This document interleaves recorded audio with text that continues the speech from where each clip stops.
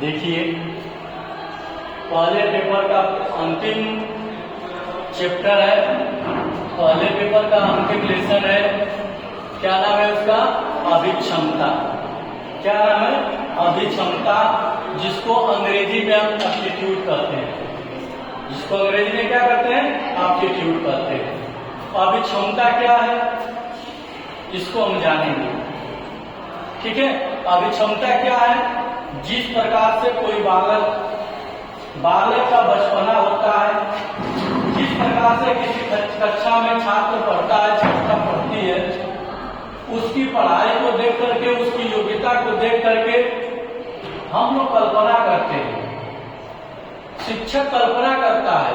घर पर छोटा बालक रहता है, माता पिता उसको देख करके कल्पना करते हैं, गांव के लोग देख करके कल्पना करते हैं। अगर वह लड़का गाना गाता है तो गाना गाते समय उसका जो लय होता है, अगर अच्छी सुरीली होती है तो लोग कल्पना करके यह कहते हैं कि यह आगे चल करके मोहम्मद रफीक बनेगा, सुनिधि चौहान बनेगी, अलका याग्निक बनेगी, लता मंगेशकर जैसा बनेगा। मतलब कहने का तात्पर्य है, उसकी हम विशेषता को देख करके हम क्या करने लगते हैं?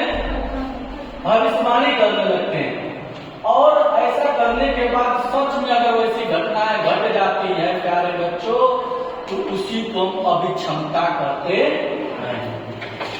यह घटनाएं कहीं न कहीं सत्य हो भी जाती है। यह घटनाएं कहीं न कहीं सत्य हो भी जाती है, कोई नई बात है नहीं। बहुत सारे आपको वेदों में देख लेंगे, और जितने ग्रंथ हुए हैं, चाहे जितने अतीत में घटनाएं घटित हुई है, चाहे रामायण में घटित हुई है, चाहे महाभारत में घटित हुई है, कहीं न कहीं उसकी कल्पना की गई थी। जिस प्रकार से प्यारे बच्चों, एक कल्पना देख लीजिए, जब राजा दशरथ साहब आखिर तक शिकार करने के लिए वन में जाते हैं और उधर से एक बालक श्रवण अपने माता पिता को दर्शन कराने के लिए कंधों पर लेकर के माता पिता को चलता है।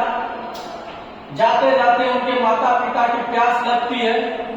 प्यास लगने के बाद वह बालक अपने माता पिता की प्यास को बुझाने के बाद लोटा लेकर के एक तालाब में जाता है। जैसे ही तालाब में जाता है तो लोटा भरते वक्त आवाज निकलती है। तो राजा दशरथ को यह लगता है कि तालाब में हिरण पानी पी रहा है, वो अपना तीर चला देते हैं। उसी वक्त वह जो बालक रहता है, करा करके, श्रवण नाम का बालक करा करके वही दम तोड़ देता है। दम तोड़ने के बाद राजा दशरथ अब देखते हैं, वो भी पछताते हैं। वहां लोटा में पानी भर करके वहां जाते हैं जहां श्रवण जी बताए थे कि हमारे माता पिता को इस गले पर रख करके हम आए। जब वहां जाते हैं तो राजा श्रवण के माता पिता कल्पना करते हैं ना, ये तुम श्राप कहेंगे, जा दादा दशरथ जीवन हमारी संगे कैला हुए तोरी संगे होई। अगर हम अपनी लड़का के वियोग में हमारे पर मरत नहीं जा, तो तुम अपनी लड़का के वियोग में मरबा। श्रवण के पिता माता पिता ने श्राप दिया, चाहे उसको अभिक्षमता के चाहे श्राप के दिया ना। जब वह समय आया तो राजा दशरथ भी अपने बाल लड़के के वियोग में प्राण त्याग दिए। प्राण त्यागे ना, तो कहने का तात्पर्य है कि जो चीजें पहले व्यक्ति सोचता है, सोचने के बाद वो चीजें अगर आगे सच में घटित हो जाती है, उसी को अभिक्षमता कहते हैं। समझ रहे हैं ना? तो अभिक्षमता कोई भी पूछेगा तो बता देंगे ना अभिक्षमता क्या है। अब अभिक्षमता कितने प्रकार के होते हैं? अभिक्षमता मुख्यतः 3 प्रकार के होते हैं। एक अर्जित शक्ति, एक गुप्त शक्ति, एक भावी शक्ति। एक अर्जित शक्ति, एक गुप्त शक्ति और एक भावी शक्ति। यह अभिक्षमता के क्या है? प्रकार है। देखिए, अर्जित शक्ति, कक्षाओं में शिक्षक सबको सम्मान दिया जाता है, किसी के साथ भेदभाव नहीं किया जाता है, और इसी में कोई उस शक्ति को अच्छे से अर्जित कर लेता है, उस शिक्षा को अच्छे से अर्जित कर लेता है, और कोई उस शिक्षा को ध्यान नहीं देता।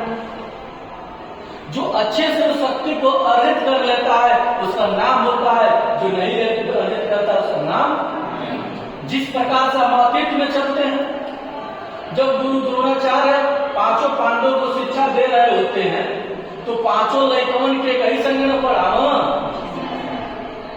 पांचों को एक ही साथ पढ़ा रहे थे ना, किसी को अलग कोठरी में नहीं ना पढ़ा रहे थे, शिक्षा तो सबको समान दे रहे थे।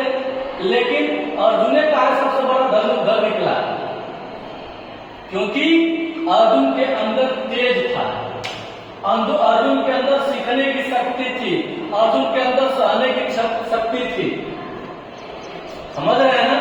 इतने में इतने सारे बच्चे पढ़ रहे हैं, अगर सौभाग्य से इस क्लास में कुछ बच्चे अगर शिक्षक बन गए और बच्चे नहीं बने, और यह पूछा जाए कि उस कक्षा में सभी लोग तो पढ़ रहे थे और क्यों नहीं बने, हम कह सकते हैं उन कक्षाओं में जब पढ़ाया जा रहा था कुछ बच्चे अनुपस्थित रहते थे, कुछ बच्चे उपस्थित रहते थे। जो बच्चे उपस्थित रहते थे मेहनत से पढ़ते थे, इसलिए बच्चे आज सरकारी शिक्षक बने। तो अर्जित शक्ति ये हुई। गुप्त शक्ति, जैसे कक्षाओं में चाहे कहीं कुछ पढ़ाया जाता है तो कुछ बच्चे जो कुछ अर्जित करते हैं बड़ बोले होते हैं और जाकर के कहीं बकने लगते हैं। कुछ बच्चे ऐसे जो होते हैं सीखे रहते हैं, वह समय का इंतजार करते हैं और समय आने पर अपने उस शक्ति का क्या करते हैं, प्रयोग करते हैं। उसी को गुप्त शक्ति कहा जाता है। जिस प्रकार से आप चले जाएंगे, बड़े लड़ाइयों में चले जाएंगे, रामायण महाभारत में चले जाएंगे, सबके पास एक गुप्त शक्ति थी, ठीक नहीं थी? शंकर भगवान के पास भी एक गुप्त शक्ति थी, जब एकदम पथ होता था वो किशोरी आग खोलते थे, गुप्त शक्ति थी ना। बोलिए, रावण के पास भी गुप्त शक्ति थी। अगर उसका भाई अगर विभीषण जो था, अगर वह नहीं चुगलीखोरी करता तो रावण को कोई मार पाता, क्योंकि उसके पास भी गुप्त शक्ति थी, ठीक नहीं थी? जितनी लड़ाई सबके पास कुछ न कुछ गुप्त शक्तियां रही है। अगर वो शक्तियां नहीं रहती तो आज कोई लड़ाई का कोई जीत ही नहीं पाता। समझ रहे ना? हमारे पास कुछ शक्तियां होंगी, आपके पास भी होंगी। जो समय आने पर उन शक्तियों का उपयोग करता है तो पता चलता है। जिस प्रकार से आप देखेंगे, हम लोगों को लग रहा था कि हमारे देश का जो नीरज चोपड़ा है, चैंपलिंग जो भाला फेंकने में सबसे विश्व में नंबर 1 है, जब ट्रायल हुआ तो सबसे अधिक दूरी पर फेंका था।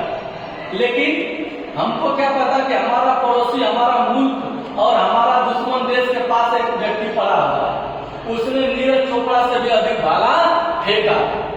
तो गुप्त व्यक्ति पड़ा था कि नहीं पड़ा था?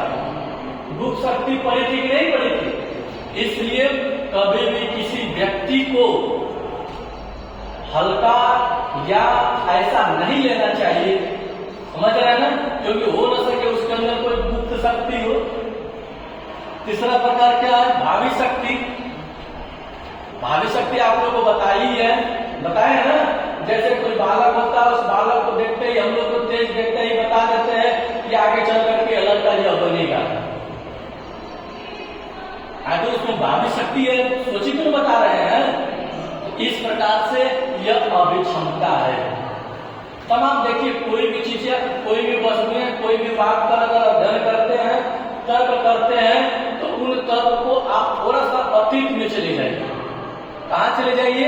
अतीत में। जब अतीत में जाते हैं तो उसको लेकर के और वर्तमान का अध्ययन करते हैं, उसका निष्कर्ष आराम से क्या होता है, आपके सामने आ जाता है। ठीक है? यही हमारी क्या है? अभिक्षमता है। यही हमारी क्या है? अभिक्षमता है। कोई भी व्यक्ति पूछे अभिक्षमता क्या, व्हाट इज एप्टीट्यूड, तुरंत बता दीजिएगा एप्टीट्यूड इज अ इमेजिन। अभिक्षमता क्या है? कल्पना है या काल्पनिक है। कल्पना करने के बाद यदि वह बात सत्य होती है, उसी को हम क्या कहते हैं? अभिक्षमता कहते हैं। ठीक है? धन्यवाद।